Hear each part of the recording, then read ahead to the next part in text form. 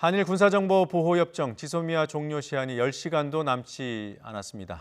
문재인 대통령이 국가안전보장회의 NSC 전체 회의를 소집한 것으로 알려졌습니다. 문 대통령은 마지막까지 오간 한일 양국의 입장과 또 한미 동맹, 우리 안보 상황 등을 종합적으로 고려해 협정 종료 여부를 최종 결정할 것으로 보입니다. 취재 기자 연결돼 있습니다. 김도원 기자. 네, 청와대입니다. 네, 오늘 자정이 종료 예정 시점입니다. 최종 점검 회의라고 보면 되겠습니까? 그렇습니다. 문재인 대통령은 오늘 오전에 현장 방문 일정을 마치고 청와대로 복귀하자마자 국가안전보장회의 NSC 전체 회의를 소집한 것으로 알려졌습니다. 어제 정의용 안보실장 주재로 NSC 상임위가 열렸는데요. 연 이틀 NSC가 가동되는 셈입니다.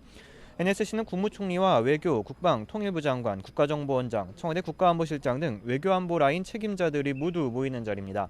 문 대통령은 이 자리에서 이 시각 현재까지 일본과의 협상 상황, 지소미아 연장과 종료가 우리 안보에 미치는 영향, 한미 관계 등을 종합적으로 검토해 결론을 내릴 것으로 보입니다. 어제 우리 정부의 차관급 인사가 일본을 방문해 우리 측 최종안을 제시한 것으로 알려졌습니다. 일단 일본의 수출 규제 조치가 그대로인 한 지소미아 종료는 피할 수 없다는 시각이 많습니다. 문 대통령은 최근 국민과의 대화에서 우리나라를 안보상 신뢰할 수 없다면서 군사 정보를 공유하자고 하는 일본의 태도는 모순이라고 지적하기도 했는데요.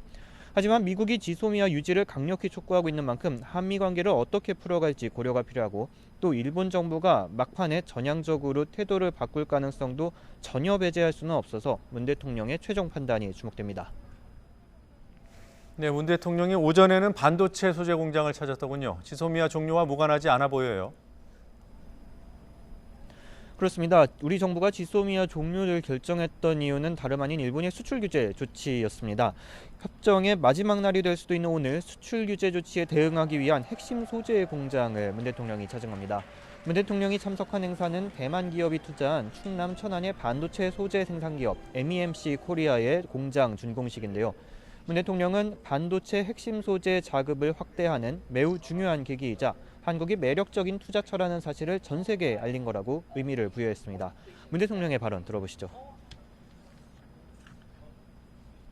우리의 반도체 산업 경쟁력에 더해 소재 부품 장비의 공급이 안정적으로 뒷받침된다면 반도체 제조 강국 대한민국을 아무도 흔들 수 없을 것입니다. 문 대통령은 일본의 수출 규제 조치 이후 핵심 소재의 국내 생산이 빠르게 진행되고 있다면서 지원 대책을 계속하겠다고 강조했습니다. 규제가 계속될 것에 대비해 수입 대체, 국산화 등 산업 구조 재편을 지속적으로 추진하겠다는 의지로 해석됩니다. 지금까지 청와대에서 YTN 김도훈입니다.